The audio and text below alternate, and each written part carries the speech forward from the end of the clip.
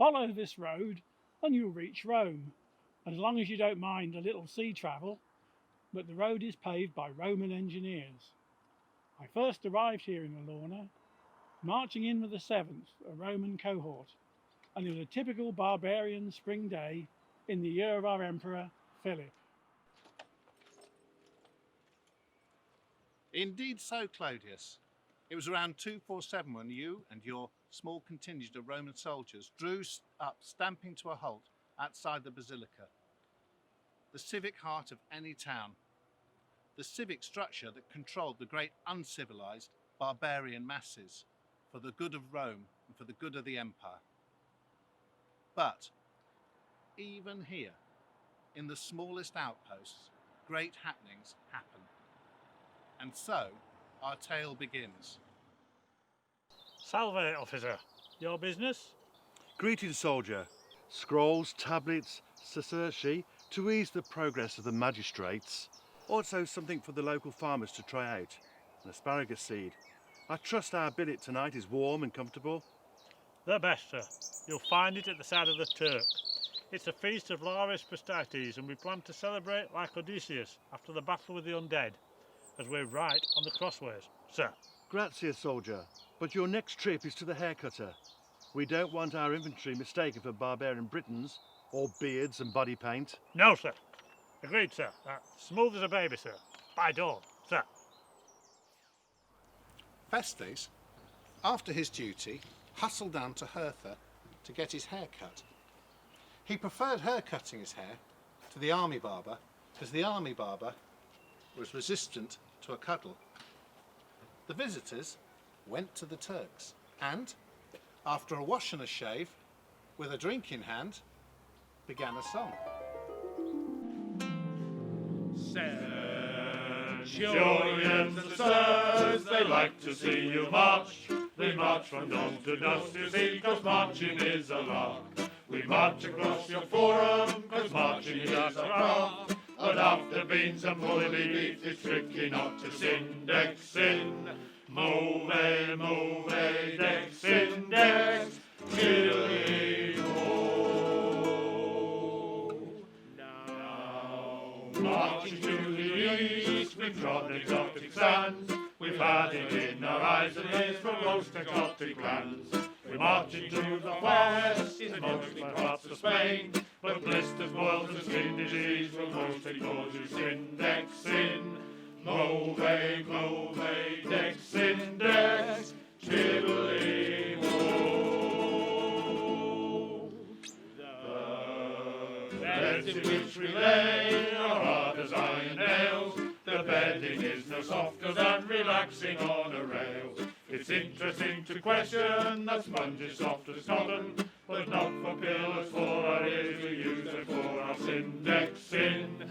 Move, dex index, Tilly-ho.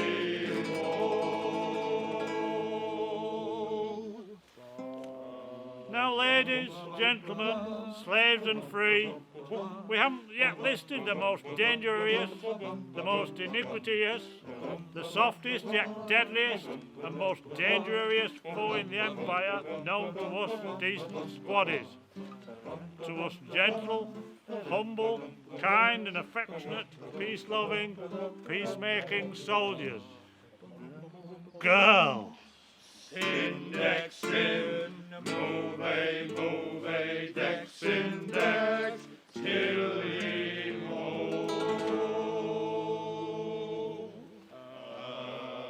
Venus likes the dice, Caesar likes the drink, and Julius is an oddity whose ears can grow and shrink. But Marcus is a goner, his heart is gone like butter. He's met a local Briton girl whose eyes are all a sun's dex sin. Move, dex index, Tilly-ho. He likes the pointy nose, he likes the shiny lips, admiring over shoulders the curve around her hips. He spoke of her as reverend, he thought his luck was in, but soon as he got close to her, she kicked him in the shin. Dex in, move, dex index,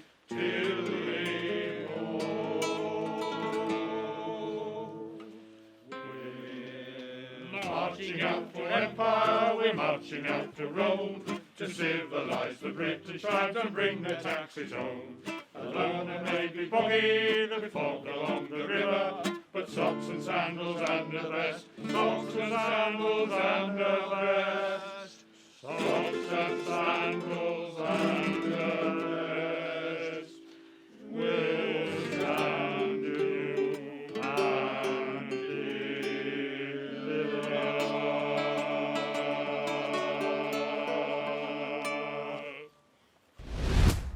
Lucius was bedding down under his cart. He'd lost a full fat purse at dice, and so was sleeping outside.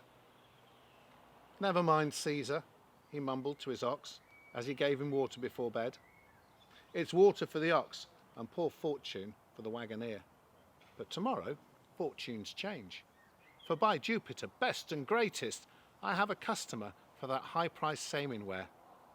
And with that, he bedded down, pulled over a woven blanket, and began to snooze, along with an uninvited creature.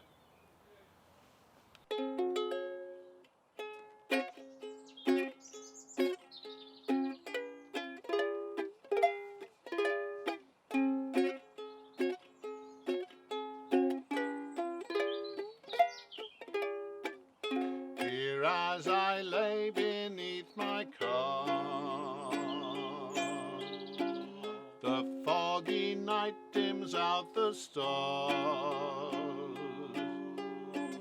I am no nearer my home in western Syria, with bed and board and flames lighting the hearth. I follow where my wagon rolls.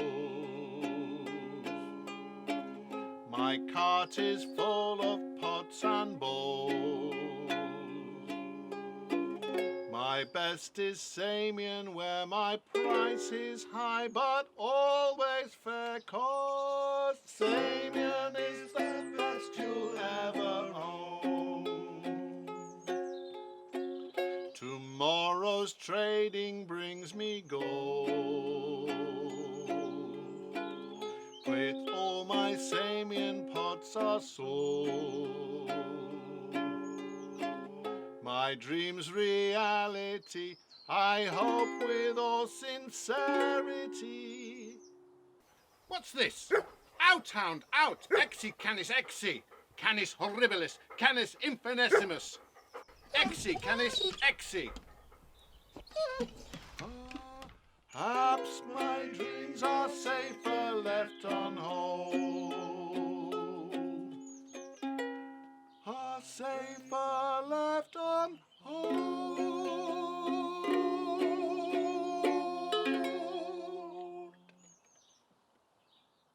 In the morning, Lucius was woken by the smell of breakfast beans and that same small scrappy dog, who was now snoring like the rumbling carriage of a ballista, added to which he farted and then was booted out a second time.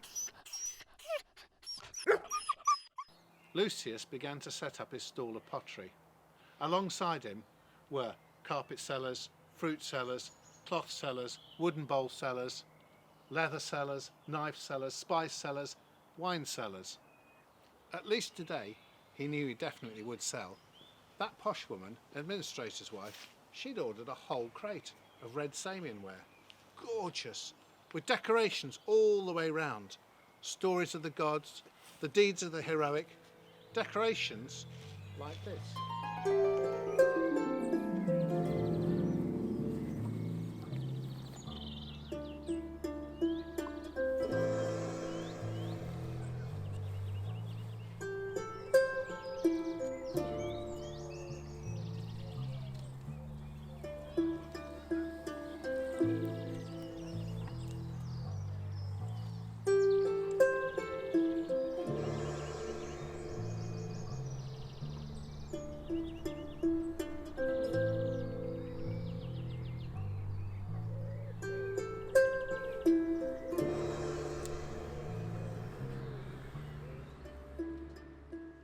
Later that morning, stepping lightly from the administrator's house, was Julia Marcella, Julie Marcella was a determined woman, determined to prove that she was the best wife for the new administrator, although she missed the culture and class of Rome.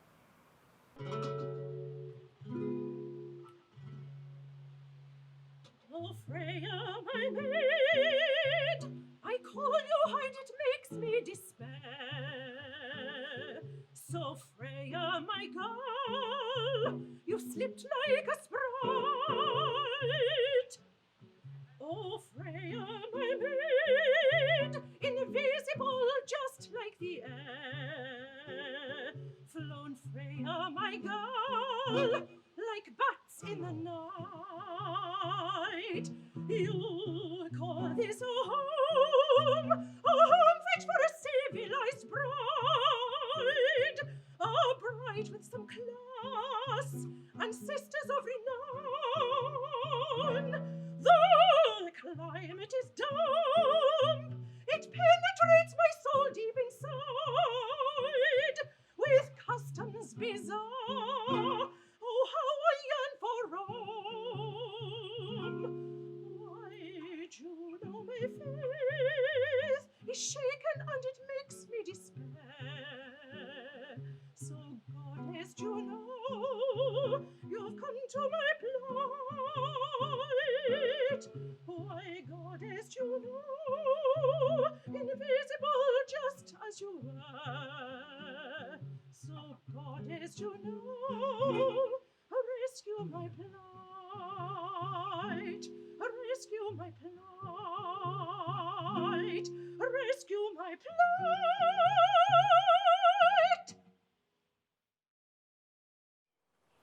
As Lucius set up his market stall, Hertha, the local Briton girl, laid down a blanket and set upon it her bangles of wood, belts of leather and shell brooches, hoping to sell to the rich Romans, hoping to see Festes, the Basilica guard. Festes had come by last night, and Hertha was once again entranced by his dark curls, brown eyes and battle-strengthened shoulders. Her father had said, "No, no, never," when asked about her Roman soldier boyfriend. But which daughter ever listens to her father?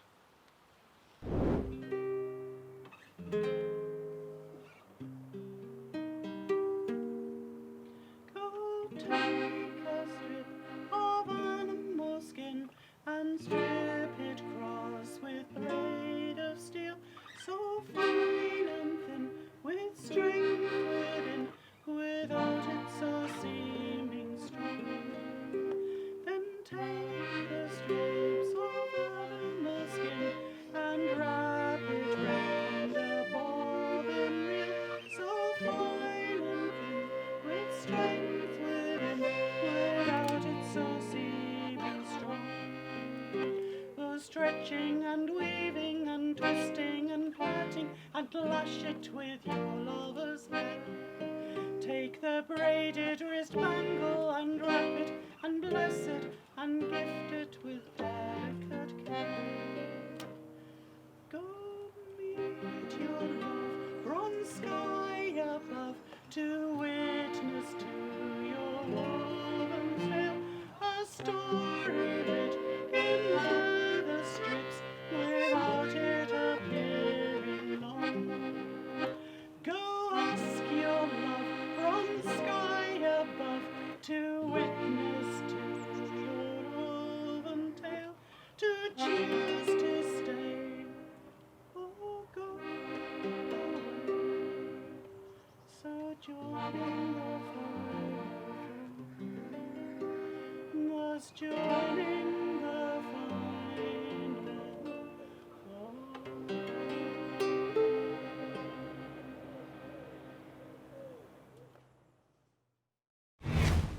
In the night, the chief administrator peed into a pot, and in the morning, the house slave, as usual, emptied the pot out of the window onto the road. Unfortunately, it drenched the scrappy little dog, and so the morning's mishap began. Our wet-eared pooch shot from the house and down a side alley, where the tile maker had laid out 64 wet clay tiles.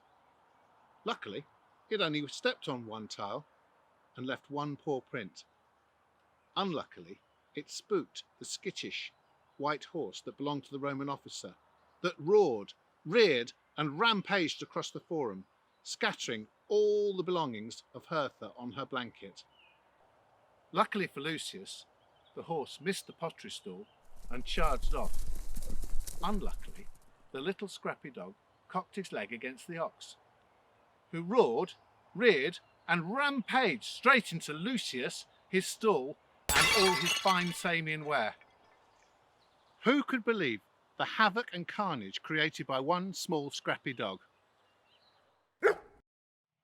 So, no fine Samian wear for Julia Marcella, no cuddles for Festes, and no fat purse for Lucius. It was to be another night that Lucius spent underneath his wagon, and another night a small scrappy dog sneaked a warm and comfortable bed.